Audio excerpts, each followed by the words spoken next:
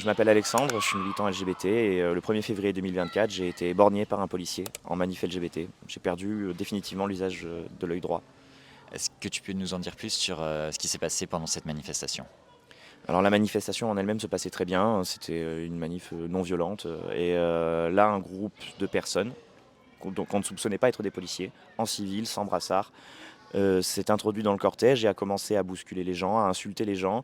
Et un élu, un adjoint au maire qui était ceint de son écharpe tricolore, s'est interposé et a reçu des coups. Là, j'ai tenté de le défendre et suite à ça, j'ai reçu un coup de poing à l'œil qui a fracassé tous les os autour de l'œil et a injecté de l'air derrière mon œil. Et donc le lendemain, quand je me suis mouché, en fait, l'œil a commencé à sortir de son orbite et ça a abîmé le nerf optique. Et le nerf optique ne se régénérant pas, du coup, c'est à ce moment-là en fait, que j'ai perdu définitivement la vue de l'œil droit. Est-ce que tu dirais que ces policiers en civil étaient venus pour casser du PD? Oui, oui, oui. Ils étaient clairement là pour ça.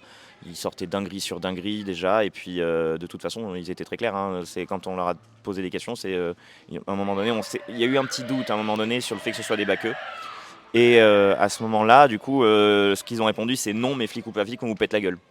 Donc pour eux, c'était clair, ils étaient là pour casser du PD.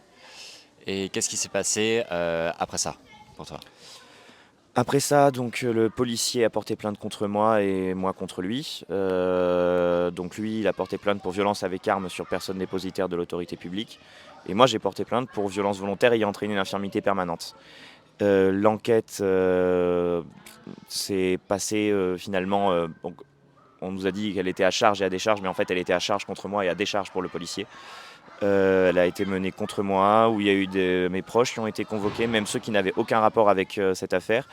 Mais mon médecin traitant qui a été intimidé jusqu'à devant son cabinet. Ils ont perquisitionné les hôpitaux, perquisitionné mon médecin pour essayer de chercher des informations me concernant.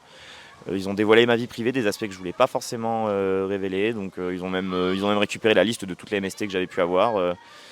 C'est quelque chose que le corps médical a mal vécu et moi aussi. Et quand j'ai appris que le parquet cautionnait ces méthodes déloyales et n'avait pas du tout l'intention de faire condamner ce policier, j'ai décidé, avant qu'elle ne classe le dossier et que je sois au final, que je me retrouve le seul poursuivi, de retirer ma plainte par voie de presse en expliquant tous les dysfonctionnements dans cette affaire et en expliquant du coup que non, la police n'est pas l'allié des personnes LGBT et que non, la justice ne peut rien lorsqu'un flic a décidé de casser du PD.